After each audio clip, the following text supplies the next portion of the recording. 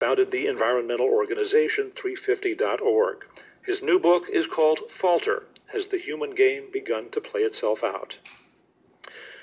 The book isn't just about climate change. I mean, you are looking at what you say is the human game, this great endeavor, and whether it is sustainable in the coming years.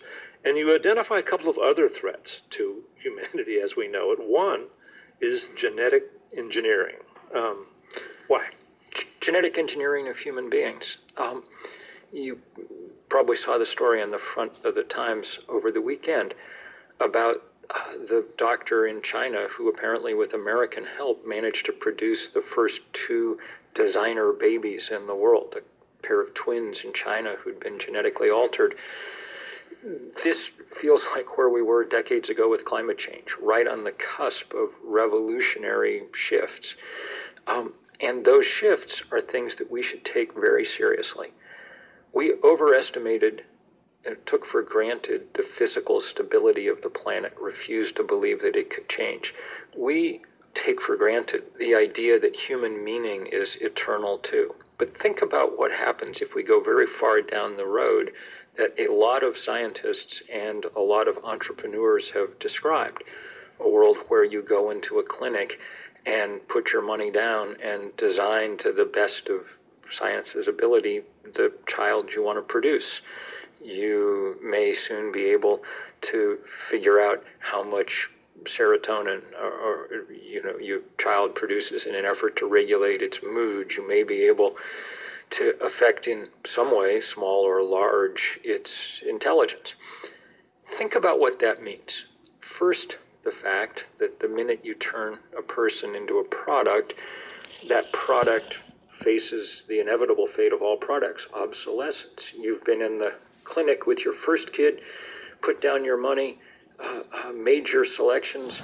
Okay, you come back 5 years later for kid number 2, technology has marched on, you're able to get better upgrades for this one. These are changes that we should avoid and that we can avoid without risk to human health.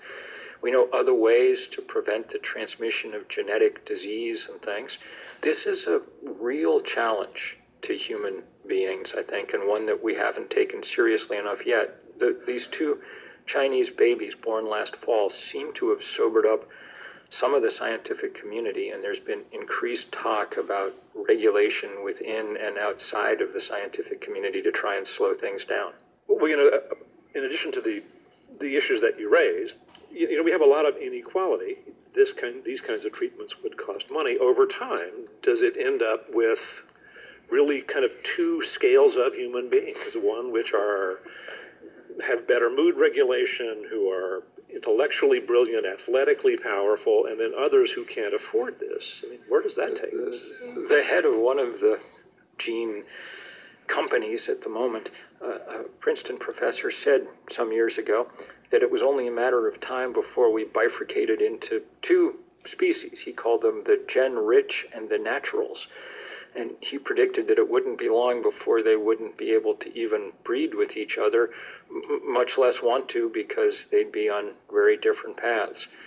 This is a way of taking the shameful inequality that mars our society now and that one hopes we are in the process of rebelling against and figuring out how to start changing. It takes that inequality and etches it into our genes. Describe the